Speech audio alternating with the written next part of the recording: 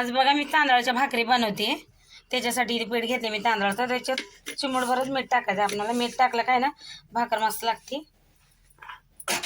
आणि इथं हलकंसं गरम पाणी करून घेतले, हे पण टाकून आता आपण चांगलं पीठ मळून घेऊया भाकरीचं.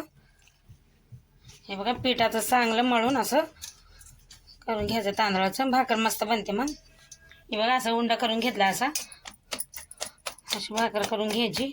तुम्हाला याच्यात हलकंसं गरम पाणी घ्यायचं घ्या, नाहीतर नॉर्मली पाणी घेऊ शकता. आता याला असं करून घेऊ आपण सगळीकडून आणि भाकर थापटायला घेऊ.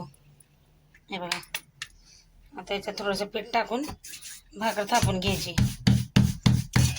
हे बघा भाकर अशी थापून घेतली मस्त पातळ. आता हिला तव्यावर टाकूया. हे बघा याचा तवा असा ठेवला गरम करायला. आता यावर पाणी लावून भाकर आपण चांगली शेकून घेऊ. सगळीकडून असं पाणी लावून घ्यायचं भाकरीला.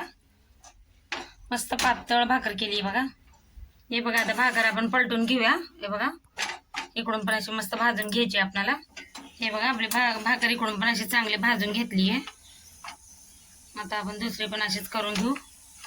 बघा किती मस्त झाल्यात तांदळाच्या भाकरी, अशा मऊ एकदम. आणि असं काढूनच चाळणीवर ठेवायचं, त्या ते वल्ल्या होत नाहीत. आणि बघा व्हिडिओ आवडला तर लाईक करा, चॅनलला सबस्क्राईब करा.